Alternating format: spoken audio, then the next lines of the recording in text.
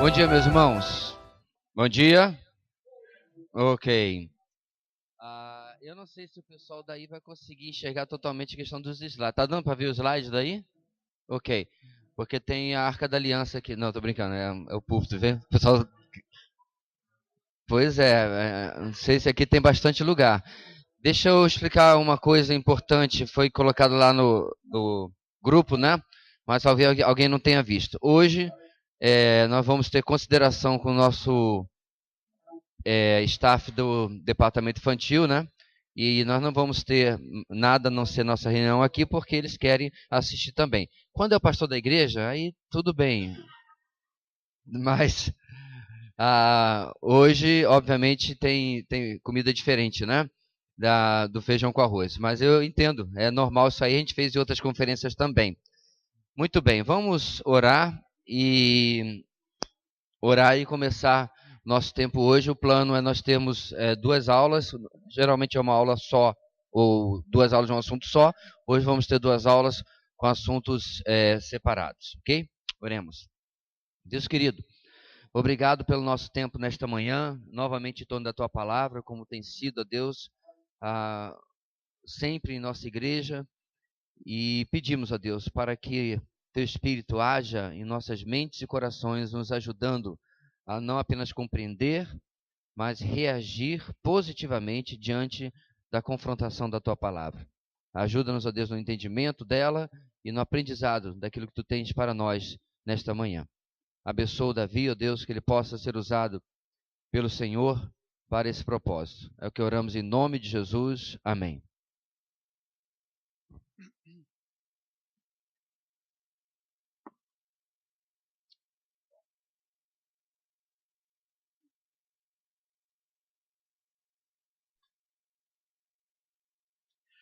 Muito bom dia. Nós faremos 2 períodos, sim, e mudando do foco que nós temos feito desde o início da conferência, para tratar mais de questões familiares. O pastor pediu isso, é o que eu e a minha esposa normalmente fazemos, porque é a área de grande paixão na nossa vida, em parte porque eu venho de um lar que não foi tecnicamente desfeito. Nós estávamos todos os domingos na igreja, não faltávamos sequer um domingo no ano todo, mas infelizmente a falta de pastoreio no estilo da igreja em que nós estivemos fez com que ninguém imaginasse as coisas que passavam dentro do meu lar durante a semana. Quando meu pai perdeu o emprego, eu tinha 7 anos de idade, ele já tinha uma certa idade, e naquela época não conseguiu outra coisa. E infelizmente meu pai tentou afogar os seus problemas na bebida. A minha mãe também. Então o alcoolismo tomou conta da nossa família cristã. Usávamos máscaras na igreja. Ninguém imaginava os horrores que passamos durante a semana até hoje. Pequeno segredo íntimo meu. Eu dormo com um travesseiro sobre a cabeça e debaixo da cabeça. Porque eu aprendi que foi a única maneira de bloquear os gritos dentro da minha casa. Eu chorava em prantos muitas noites por causa das coisas que eu vi, inclusive tiros, ameaças de suicídio e muito mais. Mas, como eu já compartilhei com alguns dos jovens em particular, aquele texto de Gênesis 50, quando José dá o seu testemunho da graça de Deus e da soberania de Deus, que é capaz de superar o mal, onde o pecado abundou, a graça superabundou. O que outros talvez não intencionalmente, mas acabaram criando um mal para mim, Deus usou para o bem e colocou uma paixão no meu coração para resgatar famílias, e eu diria mais por causa dos meus dons espirituais, mais na área de ensino do que na área de aconselhamento, misericórdia. de forma preventiva, chegar cedo na vida de jovens e tentar dar para eles bagagem bíblica sólida, que ao longo de 3, 4 mil anos é comprovado dar certo. E Deus, na sua infinita graça, me juntou com uma mulher que vem de gerações de servos do Senhor. Então, quase tudo que nós tentamos praticar em termos de família, ensinar, nós aprendemos dos pais dela, dos avós dela.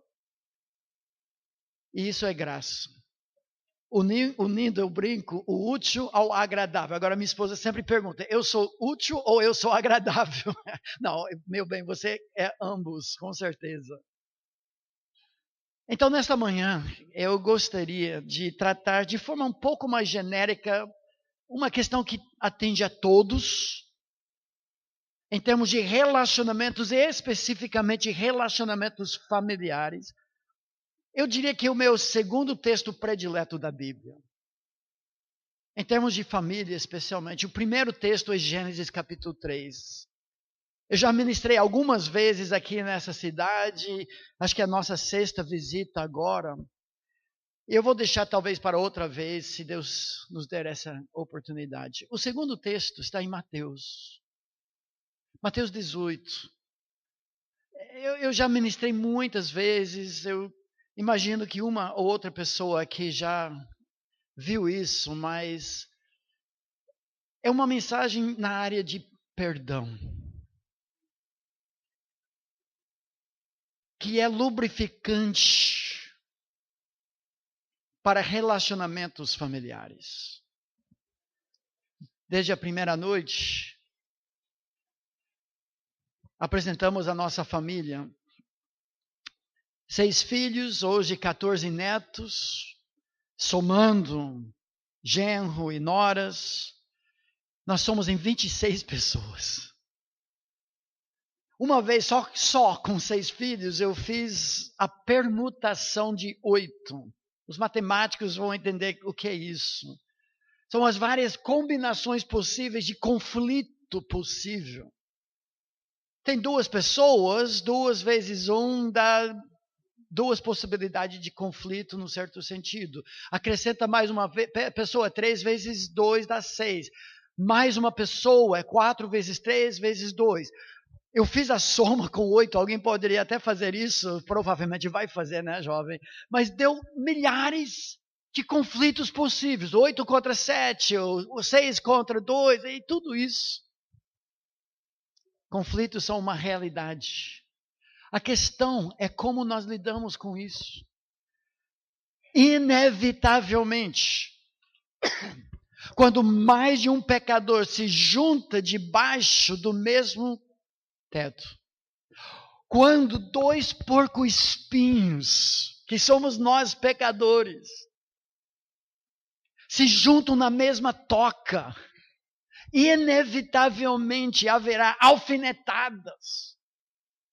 Talvez mudando a metáfora, faíscas. Porque a Bíblia deixa muito claro, todos nós somos pecadores. E pecadores fazem uma coisa inédita. Sabe o que pecadores fazem? Pecam. Caçadores caçam. Pescadores pescam. E pecadores pecam. E o pecado dói. Pecado nunca é uma questão isolada, individual. O pecado machuca alguém. Primeiro é contra Deus. Mas os resultados são inevitáveis. Números nos lembra que o vosso pecado há de vos achar. Como é que lidamos com as ofensas inevitáveis, interpessoais, no contexto mais íntimo que nós conhecemos? Claro que no mercado, claro que na escola, no bairro, nós temos conflito com outros pecadores, no trânsito. Mas em casa, onde a máscara dourada cai, o sorriso pintado que nós usamos com Bíblia debaixo do braço na igreja, como nós já tratamos uma vez aqui. Graça e paz, meu irmão. Mas em casa eu posso ser quem eu sou. Por isso, biblicamente, o livro de Efésios diz isso, maior marca de reavivamento não está no louvorzão, não está na regência, na oração pública, no entregar de folhetos. A maior evidência do pleno controle do Espírito Santo de Deus na minha vida está em casa. Por isso, quando o apóstolo Paulo fala, enchei-vos do Espírito, ele lista os resultados, o maior resultado está no lar, na submissão mútua, a mulher para seu marido, no amor sacrificial do marido para com sua esposa, o investimento dos pais na vida dos filhos, que será nosso assunto no segundo período aqui, princípios bíblicos sobre isso. A resposta dos filhos para com os pais e até mesmo questões domésticas no Império Romano, em que uma grande porção da população era escravo e alguns mestres, era questão domiciliar.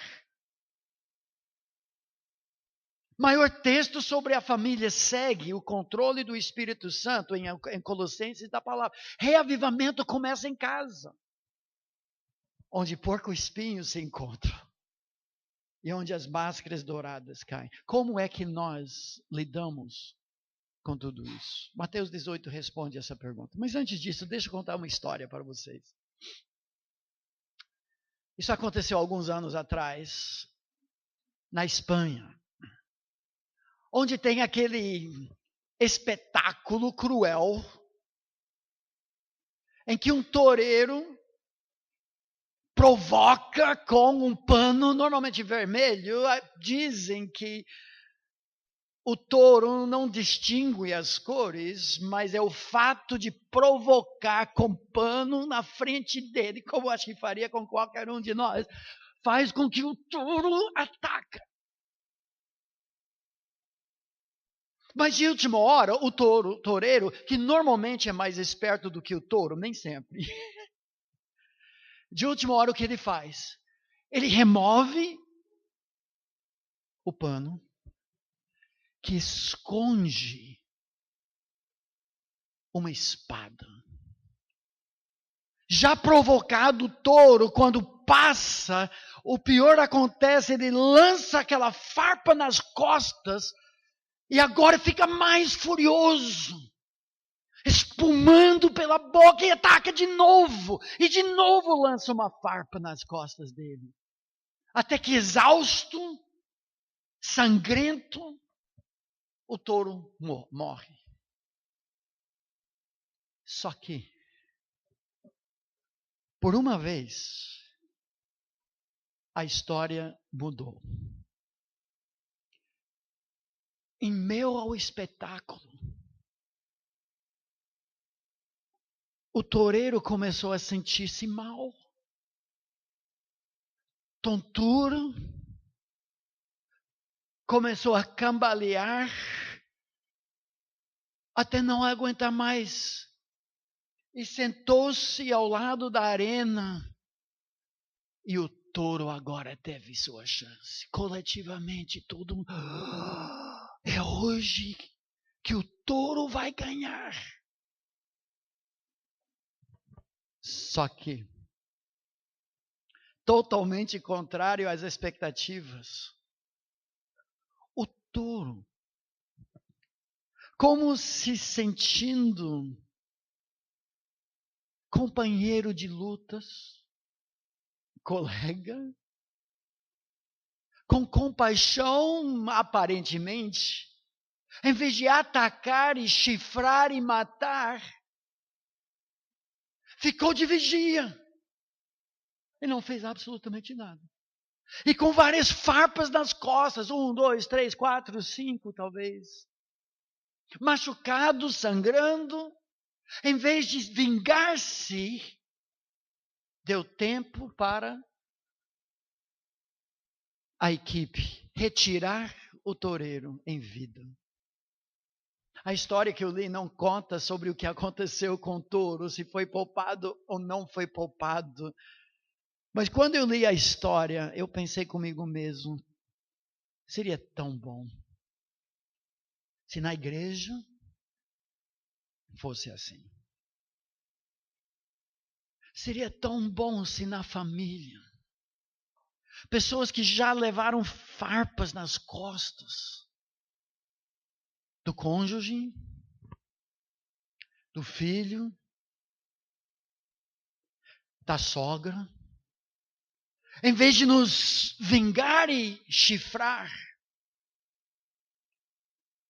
nós tratássemos que nem o touro. Uma das maiores ameaças à saúde da família, meus amigos, e da família de Deus, são as mágoas, porque eu e você, todos nós somos vítimas. Não tem como negar isso. O pecado dói e alguém já pecou contra nós. Talvez na sua família de origem. Talvez seus pais se divorciaram cedo. Rachou seu coração. Talvez você foi traído pelo marido, pela esposa. Talvez um filho que virou as costas para a igreja. Todo mundo sabe, você passou vergonha por causa disso. Talvez um calote que seu cunhado te deu, quando a herança, a maior parte deveria ter sido a sua, e de alguma forma pegou isso. Com um dedo em Mateus 18.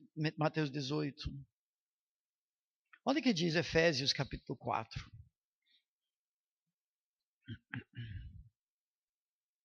É um texto clássico.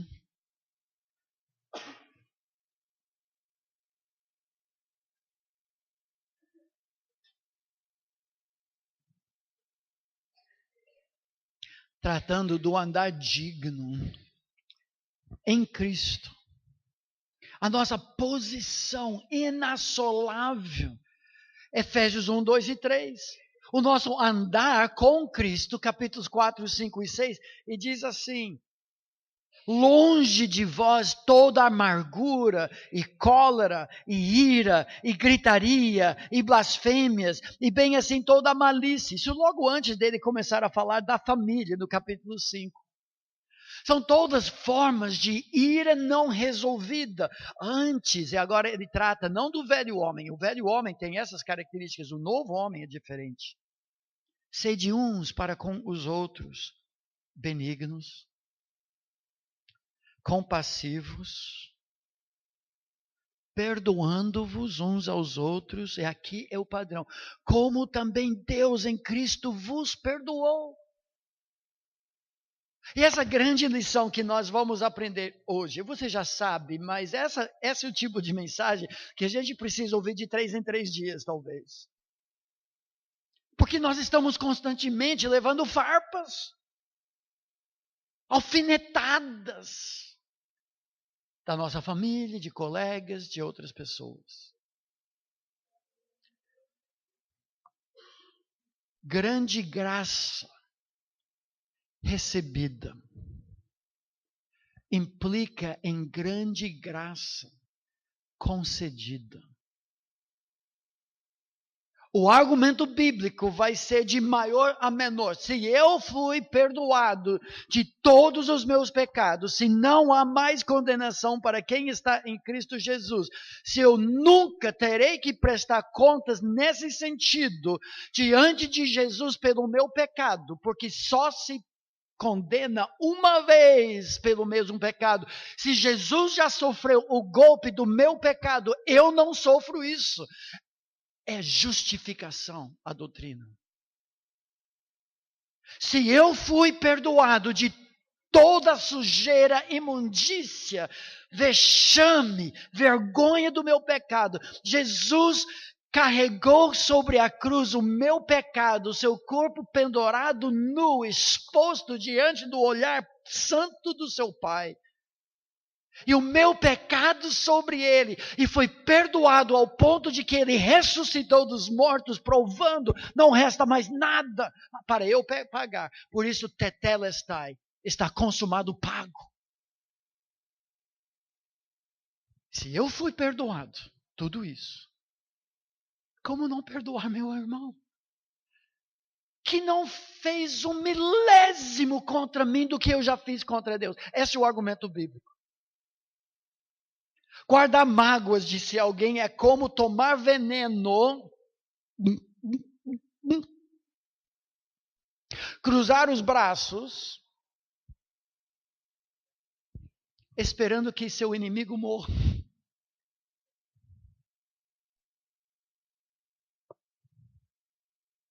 Eu não vou argumentar que você deve perdoar por amor próprio. Isso não é cristão, é egoísmo. Muito embora perdão faz muito bem à sua saúde também. Talvez você esteja pensando, mas Davi, como eu posso perdoar? Você não sabe o que eu sofri. Eu não sei. Eu tenho meus próprios sofrimentos, eu também sou vítima nesse sentido. Eu sou vitimizador da minha própria família.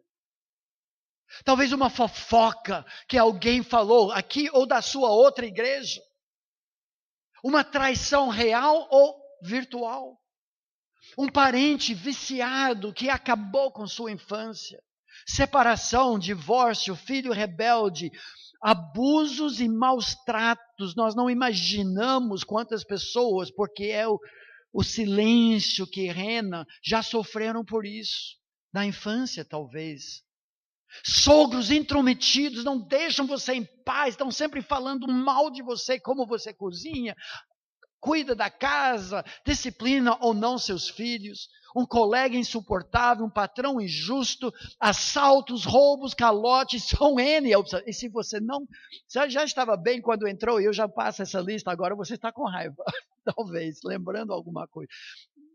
Não é isso que eu quero fazer. Mas na medida em que o passado é presente, nós temos que lidar com isso. Eu sou contra essa ideia de desenterrar coisas do passado que já foram tratadas. Deixa no passado, meu.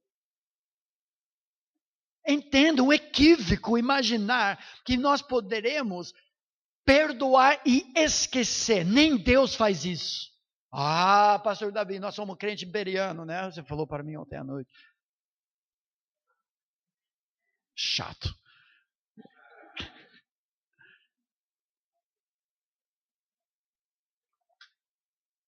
A Bíblia diz que Deus esquece dos nossos pecados. O que significa isso? Deus esquece? Ou é uma figura?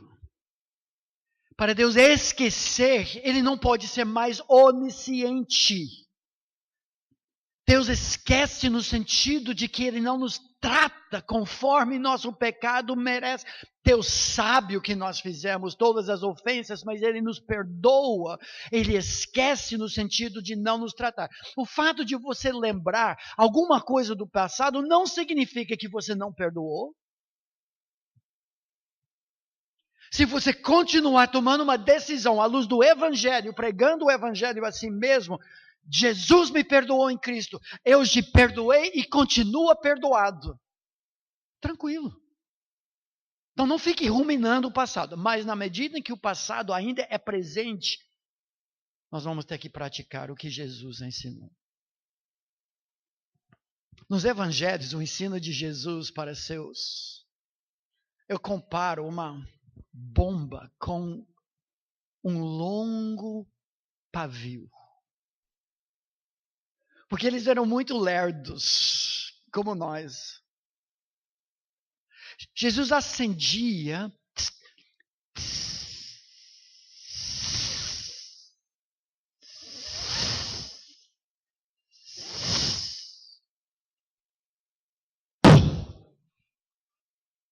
quando eu faço isso, alguém faz. Essa aqui estava dormindo já. Sempre tem. Linha sobre linha, talvez tirando um pouco fora de contexto aquela ideia, mas preceito sobre preceito, até que finalmente a ficha cai. Quando Jesus fala de perdão, é assim, é um assunto muito difícil. Não menos de 4 vezes em Mateus, Jesus trata disso. Volta agora para Mateus 5, nós vamos chegar em Mateus 18 ainda, você já conhece a história, mas esse tal de ensino sobre perdão, conceder e pedir, já começa No capítulo 5, no Sermão do Monte, rapidamente, olha o que Jesus ensina. Você lembra esse texto? Se, pois, ao trazeres ao altar, gasofilácio, templo, não é sinagoga, 3 vezes por ano os judeus subiam para Jerusalém para festejar, para contribuir o dízimo e ofertas acumuladas ao longo dos meses. Ali, está diante do altar, te lembrares de que teu irmão, note a ênfase em relacionamento, não necessariamente da mesma família, mas irmão judeu, da família da fé, tem alguma coisa contra ti. Opa! Eu subi de Nazaré, demorou 1 semana em caravana para nós chegarmos em Jerusalém, com família e tudo isso. Eu estou para entregar minha oferta ao Senhor e, caramba, meu vizinho Rodrigo lá em Nazaré, eu ofendi semana passada, eu nunca resolvi isso. Esquece da sua oferta.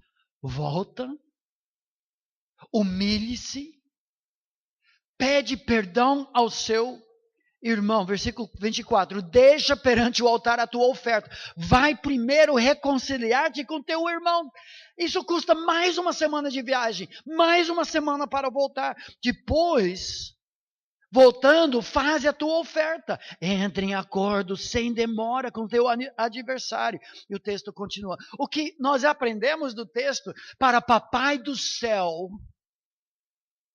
relacionamentos no corpo de Cristo, que os seus filhos se dão bem juntos, vale muito mais do que bugigangas religiosas. Deus não aceita a sua oferta. Se você tem um relacionamento fraturado, quebrado com seu irmão, peça perdão. Nós pedimos desculpas. Lá nas aulas de educação de filhos, sempre fazemos essa distinção. Eu sei que talvez seja meio cri-cri, semântico, mas faz diferença. Desculpar, pedir desculpa, é passar a mão, passar por cima, tira a minha culpa, eu sinto muito. Mas não é tão humilhante como meu xará. Acertei? É Davi? É. Você me perdoa. Pedir perdão é humilhante, mas faz parte da resolução do problema. Tem gente aqui, tem homens aqui, que nunca na vida pediu perdão da sua esposa. Pais que nunca pediram perdão do seu filho. Que é isso? Nós somos pecadores, nós pecamos. Eu tenho uma tese de que para pessoas que têm gene Y, que seriam todos os homens, tem um defeito genético nesse gene que não permite que a gente fale as palavras, querida, você me...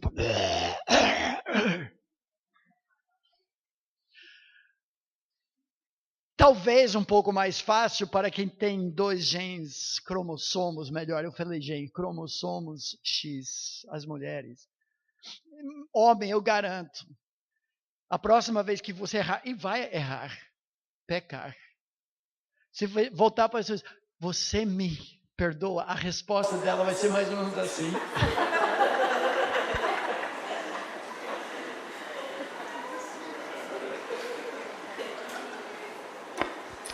Esse foi o primeiro ensino de Jesus sobre pedir perdão. O pavio foi aceso. Mas no Sermão do Monte, olha o próximo capítulo. 1 quarteirão à direita na sua Bíblia. O Pai Nosso. Nós conhecemos bem, mas talvez nunca prestamos atenção à ênfase dada ao perdão. O pão nosso de cada dia, dá-nos hoje e perdoa-nos, opa, legal, as nossas dívidas.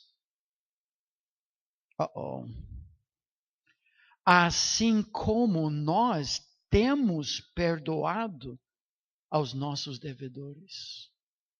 segundo o ensino de Jesus sobre perdão. Eu peço perdão na mesma medida que eu já perdoei. Deus me perdoe do mesmo jeito como eu já perdoei a minha sogra. Eu amo a minha sogra, eu só estou usando porque talvez alguns de vocês tenham problema com sua sogra. Eu escrevi um livro com a minha sogra. Oh Deus, me perdoa da mesma forma como eu já perdoei o meu filho rebelde. Tão difícil esse conceito que é o único de todo o Pai Nosso, que depois do amém, Jesus coloca um PS. Olha no versículo 14.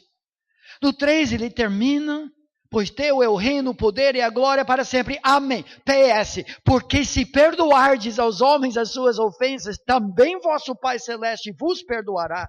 Se, porém, não perdoardes aos homens as suas ofensas, tampouco vosso Pai vos perdoará as vossas ofensas. Que é isso? Jesus não está dizendo que salvação está condicionada ao perdão que você dá, senão seria uma obra de que você se vangloriaria diante do reino, do trono. Mas talvez seja um ótimo sinal. Sua temperatura espiritual. Você foi inundado com perdão, a única resposta que você tem é perdoar. E se não perdoar, levanta a questão. Será que já abraçou o perdão mesmo?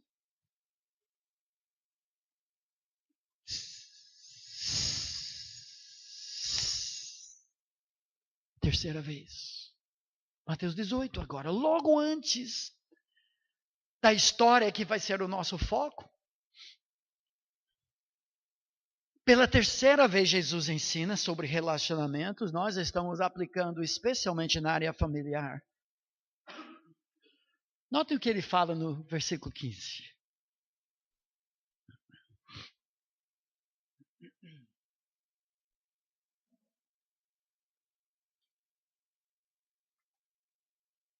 Diz o texto. Se teu irmão, igual que nós vimos em 5, relacionamento, certamente aplica-se para a família também e para a família de Deus e a igreja. Se teu irmão pecar contra ti. Opa, agora é o inverso da primeira situação do capítulo 5. Se você pecou contra seu irmão, vai tu. Isso faz todo sentido. Eu pequei. Mas olha o que Jesus diz nesse texto. Vai arguí-lo entre ti e ele só. Mas peraí, ele pecou, ele vem. Não, desculpa, eu pequei, eu vou. Ele pecou, ele vem. Não, Jesus diz. Eu vou de novo? Sim. Por quê? Porque Papai do céu quer que a primeira pessoa que reconhece que tem um problema entre nós, devido ao pecado, não temperamento, personalidade, essas coisas, não é que a gente tem que ser melhor amigo de todo mundo, não é isso. Mas tem algo que rompeu o nosso relacionamento. Talvez fosse o namoro dos nossos filhos, que deu errado. E agora as duas famílias não se falam. Não, o que é isso? Na igreja não, na família não. Então a primeira pessoa a reconhecer isso, vai para falar com seu irmão em amor, para confrontar. Se ele te ouvir, ganhaste a teu irmão e agora nós temos os passos. Se ele não ouvir, então chama outra pessoa para resgatar o relacionamento e a pureza do seu irmão. Isso nos leva para a quarta vez que Jesus fala de perdão. Agora parece que a bomba explodiu, pelo menos para Pedro.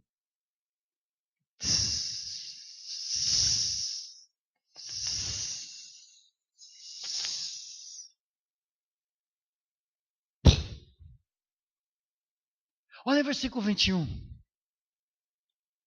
Nesse mesmo contexto de perdão, teu irmão pecou contra ti. Então Pedro, aproximando-se, lhe perguntou, Pedro, porta-voz dos discípulos, é como aquele aluno da escola bíblica dominical, que acha que sabe a resposta, o professor nem fez pergunta, mas está lá assim, eu. E Jesus, eu imagino, depois de um tempo, procurava outro, André, você não quer perguntar, Tomé, você quer falar alguma coisa? Mas era sempre Pedro. Senhor, eu. Sim, Pedro, o que é agora? Ele, até quantas vezes meu irmão pecará contra mim? O que é isso? É versículo 15. Se teu irmão pecar contra ti, que eu lhe perdoe. Até 7 vezes? Por que Pedro fala 7 vezes? Porque os rabinos ensinavam à luz do livro de Amós, capítulos 1 e 2, em que Deus faz um rodeio dizendo, por 3 pecados de Damasco, sim, por 4 julgamento virá. Por 3 pecados de Judá, sim, por 4 castigo. E finalmente, depois de 8 países, ele chega no cerne da questão. Por 3 pecados de Israel, sim, por 4 condenação. Os rabinos ensinavam, se o limite para perdão divino é 3 vezes, eu dou-lhe 1, eu dou-lhe 2, eu dou-lhe 3, mas na 4ª vez, pau! Só que Pedro, ele já ouviu essas coisas, a ficha caiu 7 vezes, Senhor. E agora ele estica o peito, estufa o peito e espera aquela estrela dourada do professor de escola dominical.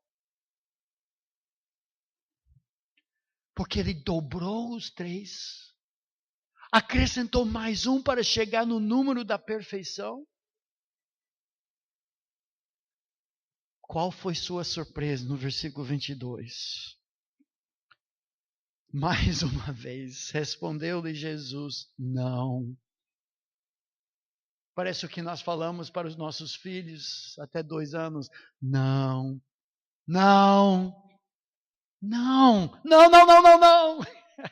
O que Jesus sempre falava para Pedro. Não te digo que até 7 vezes, mas até 70 vezes 7. Que é isso? Era muito mais do que Pedro e os outros imaginavam. É perdão total, perdão repetido. Eu diria quase um perdão abusivo, como nós fazemos com Deus. Os mesmos pecados, dia após dia. Deus deve estar enjoado de me ouvir de novo. Deus me perdoa. O que Ezequiel fala em Ezequiel 36, sintoma de que você pertence à nova aliança. Você terá nojo de si próprio, do seu pecado. Você já teve nojo de si mesmo? Eu muitas vezes. Muitas vezes no púlpito. Depois de brigar com a minha querida esposa, indo pregar na igreja. Mas é sinal, tem um lado bom pelo menos. Porque o espírito milita contra a carne contra o espírito. O fato que eu sinto esse nojo é sinal de que o espírito habita em mim. Parabéns. Mas 70 vezes 7, isso é incompreensível. E é abstrato, por isso Jesus conta uma história. Uma parábola. A palavra parábola significa para, ao lado. Bola vem do verbo grego balo, lançar, jogar, de onde vem nossa palavra bola. É lançar ao lado do abstrato celestial. O reino dos céus é como? Eu nunca vi, eu não sei como é. Então ele coloca aqui na prateleira mais baixa. Agora eu entendo. E Jesus conta uma história. Eu quero contar a mesma história, mas com detalhes atuais. E aplicar isso para o nosso coração, e nós vamos dar um intervalo. Versículo 23 e 24. Por isso, o reino dos céus. Eu nunca vi, Pedro também não, mas Jesus sim. É semelhante a um rei. Normalmente o rei nas histórias representa Deus, que resolveu ajustar contas com os seus servos. Isso que Deus faz. Há um momento em que temos que pagar as nossas dívidas de uma forma ou outra. E passando a fazê-lo, trouxeram-lhe um que lhe devia 10.000 talentos. Nós passamos por cima desses detalhes. Eu digo, 10.000 de qualquer coisa é muita coisa. Garanto isso. Mas o que seria 10.000 talentos? Bom, tem algumas opções, mas o talento não é uma habilidade. Eu toco piano. Não, não é isso. Era uma medida monetária em peso. Normalmente o talento foi como se pagava tributo internacional. Em ouro, 1 talento por ano de tributo seria normal entre países, porque o talento em si pesava entre 26 e 36 quilos, imagina. 10.000 talentos seria o equivalente, nivelando por baixo, 260 mil quilos. Mesmo que fosse prata, é muita prata. E se fosse mesmo ouro? A última vez que eu fiz a cotação de ouro, porque eu sempre estou calculando por causa dos quilos que eu tenho escondido lá em casa. R$120 grama. 1 quilo de ouro, 120 mil reais. 10.000 talentos seria 260 mil quilos vezes 120 mil reais por quilo. Ou seja, se fosse hoje o que Jesus está dizendo, o sujeito deve 31 bilhões, 200 milhões de reais. Meus amigos, isso é maior que meu dízimo do ano todo.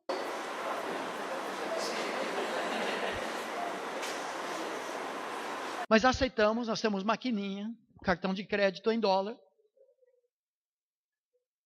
9,5 bilhões de dólares.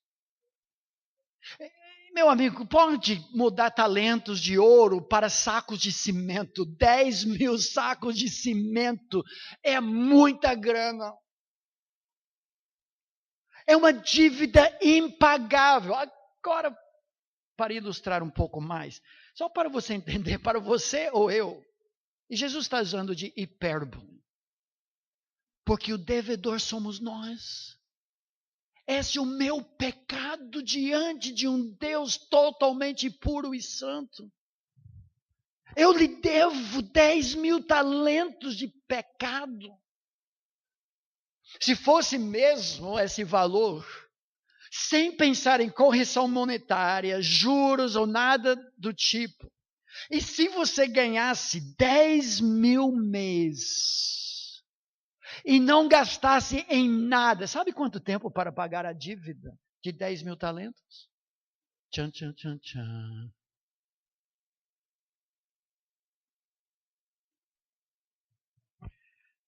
$260 mil anos. 10.000 por mês, sem juros, sem correção, só pagando tudo que você ganha. Você não gasta em nada. Nunca. O pecado, meu amigo, cria uma dívida impagável diante de Deus. Quando eu tinha 7 anos de idade e eu abracei Jesus como meu Salvador, com minha professora de escola bíblica dominical, de uma forma muito simples, muito inocente, eu joguei o meu destino futuro, todos os meus pecados, a minha esperança sobre Jesus e só Jesus. E eu fui convertido, eu nasci de novo, eu não tinha a mínima ideia. Nem dos pecados que eu já havia cometido em sua quantidade, muito menos todos que eu cometeria depois disso. Essa é a minha dívida. Olha para o devedor que representa nós na história, o servo do rei, versículos 25 e 26.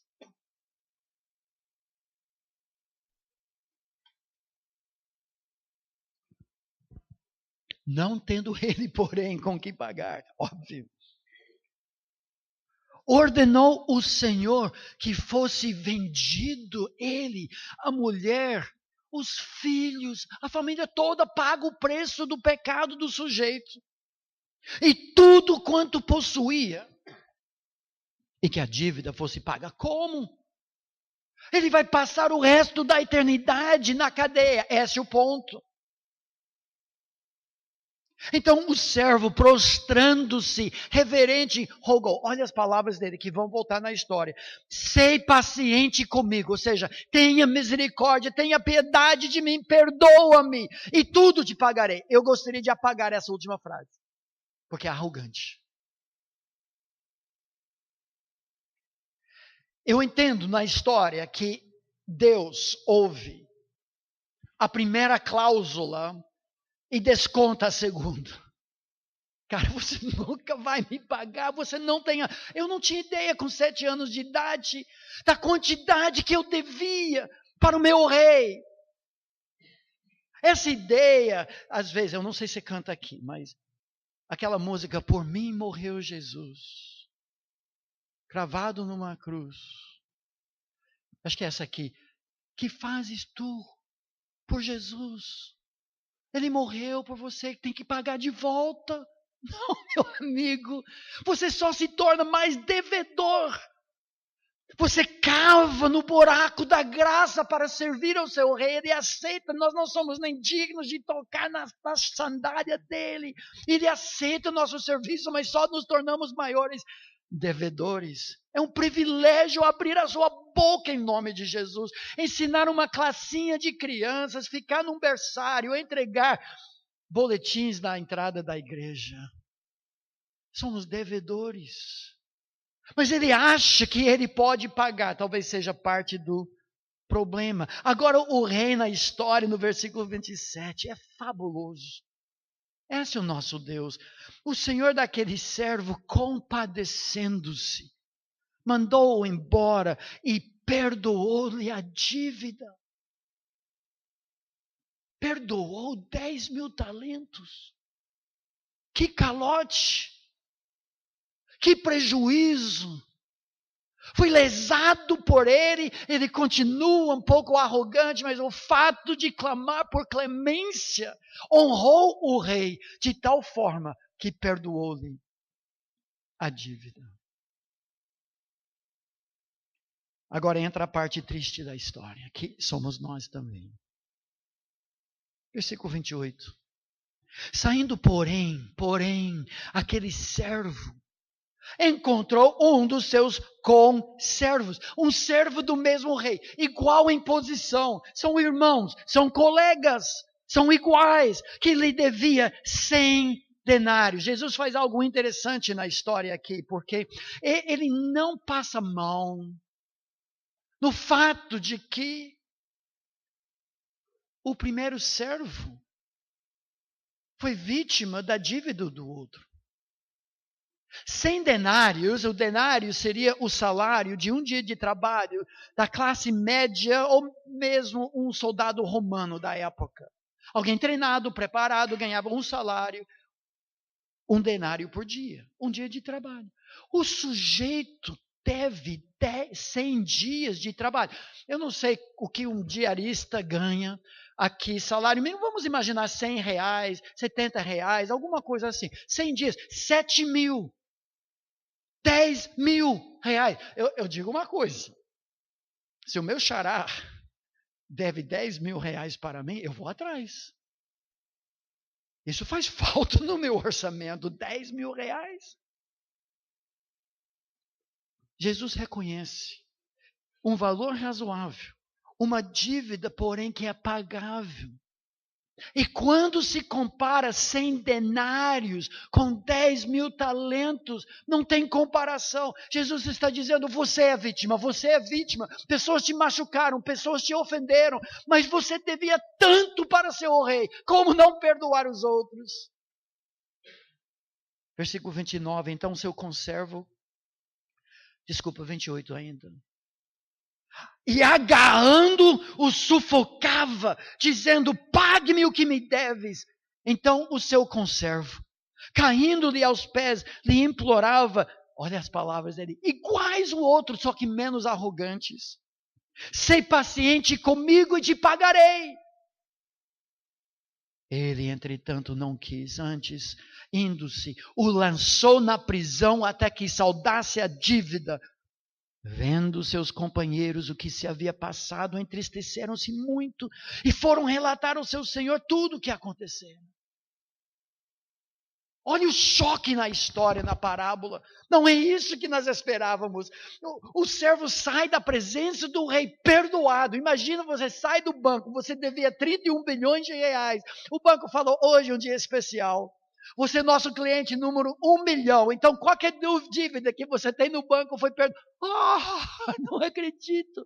Eu saio de lá pulando de alegria. Eu encontro meu conservo. Primeira pessoa que eu vejo. Davi, meu amigo. Você não acredita. O banco me perdoou 31 bilhões. Eu não sei quanto você me deve. Mas esqueça. Minha casa agora. Filé mignon com bacon. Churrasco.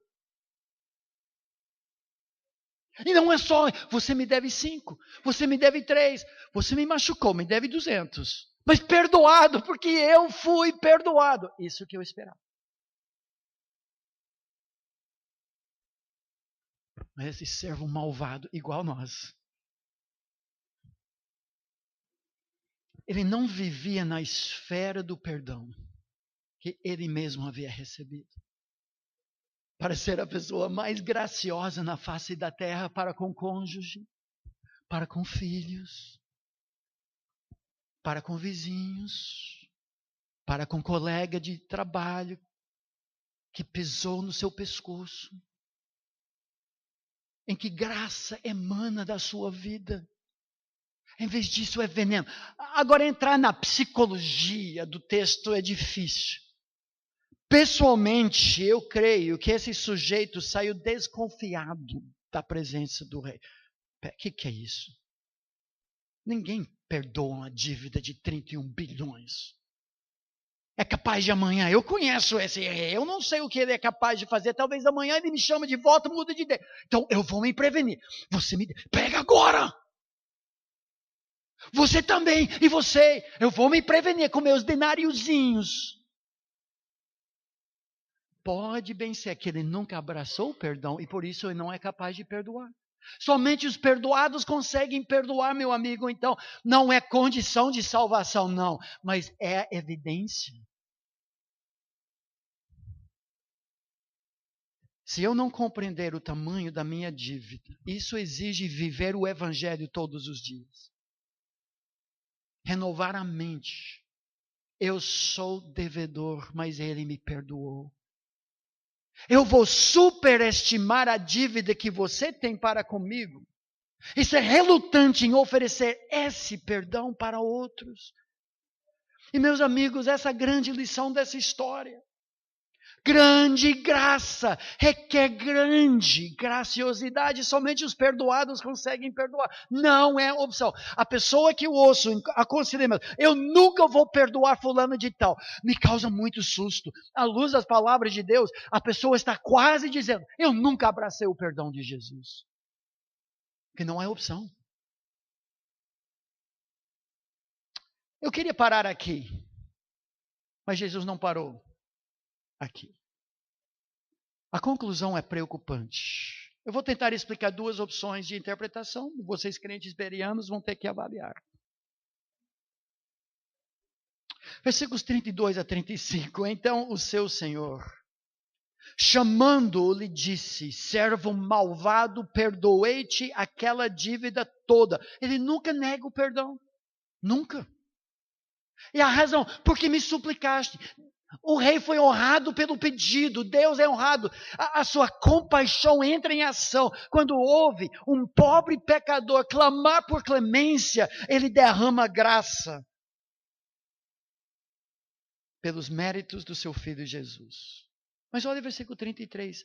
Implicação disso. Não devias tu, eu gosto da versão atualizada, porque traz a ideia, não tinhas tua dívida? Ah, interessante. Igualmente, ou seja, assim como eu te perdoei, compadecer-te do teu conservo?